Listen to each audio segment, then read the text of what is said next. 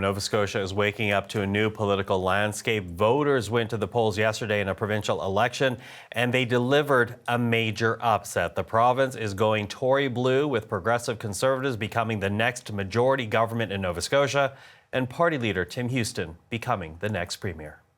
To celebrate this historic win for the PC Party of Nova Scotia, help us welcome our next premier, Tim Houston!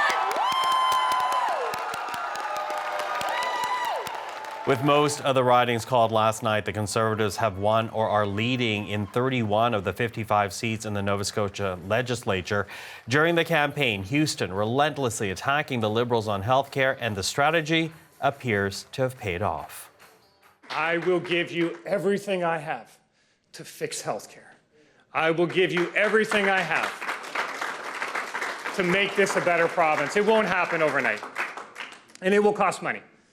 But if we work together, we can get the job done. And here's a look at the projected results as they stand right now. Beginning with the Progressive Conservatives, they have 31 seats. The Liberals have 17. The NDP have 5 seats. And 2 seats, well, they have yet to be called. But the NDP is leading in one of those ridings. An independent candidate is leading in the other. Well, for more, let's go to Halifax right now. Brett Ruskin standing by. So, Brett, walk us through what happened. Well, Michael, this really was a surprise result in this election campaign. Keep in mind, we've seen this is now the 6th election, a provincial or territorial election campaign that happened during the pandemic. And so each one of those times, the incumbent government has seen their seats in their respective houses go up, whether they were a minority or a majority. This didn't happen here. This broke the trend entirely. The incumbent Liberals collapsed, the PC party surged, and now we see Tim Houston becoming the premier designate of Nova Scotia. Here is the leader, Tim Houston, speaking yesterday, followed by Ian Rankin, the leader of the Liberal Party. I am proud of what we've accomplished together, but I know we're just getting started. But I will tell you this, change is coming to Nova Scotia, and I can't wait to get started. Thank you so much.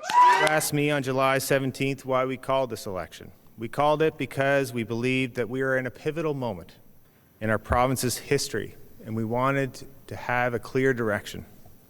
Tonight, the voters provided it and chosen our future path. You can never make a mistake casting your ballot, and I respect that. I respect our democratic process. And so again, Ian Rankin speaking about a pivotal moment when he called the election. It's a pivotal moment at the end of the election, too, with this huge surge by the PC party. Keep in mind, the vote count did not wrap up last night. The chief electoral officer said that it was too late. It was around 1 o'clock in the morning. And so it will resume once again at 6 different electoral districts at 10 o'clock local time to finish the count. Likely won't change the result, though, with Tim Houston becoming the Progressive Conservative premier designate of Nova Scotia. Well, you know, it's interesting because to hear it from Liberals in Nova Scotia, they were making the argument that the province managed the pandemic better than others, low case counts in Nova Scotia. So what made voters go the other way? Well, yeah, among the lowest case counts in the country, Nova Scotia had. But this wasn't necessarily about the pandemic or the handling of the pandemic. Throughout the campaign, you saw the PC party just hitting the Liberals again and again on their healthcare record even before the pandemic started. Right now, there's 70,000 Nova Scotians who do not have a family doctor. Tim Houston promised to give every Nova Scotian a family doctor. And so there were a series of stories as well, including one story about a man who had to lie in his driveway with a broken hip for 3 hours waiting for an ambulance to arrive from 175 kilometers away. A series of stories like that, which in polling, both Vote Compass by CBC and other polling, healthcare topped the priority for voters. And so that is perhaps one of the main reasons why the PC party, who focused their platform a lot on healthcare, is now reaping the rewards of that with a majority government. Michael. Brett, thank you for that. Our Brett Ruskin. Now, we have to say the PC win in Nova Scotia comes just a few weeks before the federal election, where the Liberals are aiming to secure a majority. So let's go to Ottawa right now and bring in Janyce McGregor for more on this angle. You know, a lot of experts, Janyce, they were wondering what the surprise win might now mean for the federal campaign.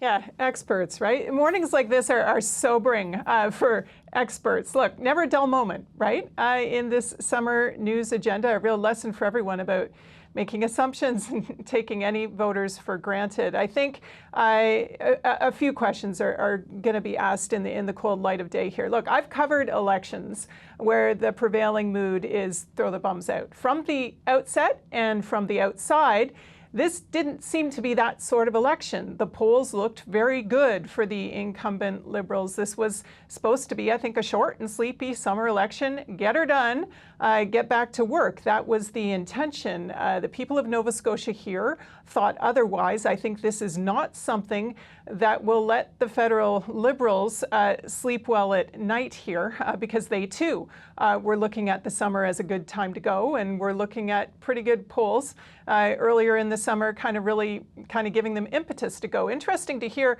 Ian Rankin there talking about why the election was called. You know, he did have to call this election sometime in the next few months. They were getting near the end of the term. Justin Trudeau did not have to necessarily call a federal election this summer. He opted to. So how will that play out in voters' minds as people get going here? I think that's one thing. But if you're talking about ballot questions, you know, as Brent was just explaining, I don't know whether they map very easily one onto the other. You know, healthcare, as he was saying, those specific issues that people were really concerned about, that the progressive Conservatives in Nova Scotia really hammered on. Those are not the issues at play in the federal campaign. And if you look at the short lists that people draw up of Atlantic Canadian ridings that are likely to flip, I don't think we see too many kind of federal Liberal MPs from Nova Scotia factoring in to what we expect to change hands here. Nevertheless, what I think it does give to the federal campaign is momentum for Erin O'Toole, who has been campaigning from behind. Could probably need some wind in his sails at this point of time. It was interesting to see a statement from NDP leader Janyce last night, noting that the NDP caucus in Nova Scotia, congratulating its leader, is bigger now, has expanded, and the significance of that, and also noting how this result defied the expectations of Liberals cruising to an easy majority. You can see the very obvious parallel Janyce trying to draw there. Justin Trudeau also offering his congratulations to the new incoming progressive Conservative Premier in Nova Scotia. Look, this probably adds a bit of anxious adrenaline to the federal Liberal campaign right now. And look, I've been feeling from the outset of this campaign that this is a time when people are stressed, emotions are running high, because of the times we're in. And in that kind of a situation, there is volatility. And that is also going to be the climate for the next few weeks of the federal campaign. And in that kind of a climate, anything can happen. So don't take any votes for granted. So, of course, we're going to keep watching very closely to see if this does have an impact on the federal campaign. But let's also talk about the impact it might have around a First Minister's table, because this does change the family membership, if you will, gathered around there. Yeah, absolutely. And we saw some of the sitting Conservative, capital C or, small c Conservative premiers from across Canada congratulating the incoming Nova Scotia government last night. If you look at kind of the big picture map right now, if you set aside kind of the exceptional sort of tie circumstances we had up in the Yukon in their territorial election last April that saw Sandy Silver hang on, really the only provincial Liberal government left standing now is in Newfoundland and Labrador. We have had a First Minister's table with a lot of Conservatives around it. On pandemic measures, it has been useful for the Liberals in Ottawa to have an ideological ally in Nova Scotia. We saw them be an early adopter on things like the childcare deal, for example. But look, this dynamic where voters kind of balance things out, put a different provincial team in charge than the federal team that they pick, that is often a feature in Canadian politics. So we'll see if it holds come September. Okay, Janyce, thank you. Our Janyce McGregor in Ottawa.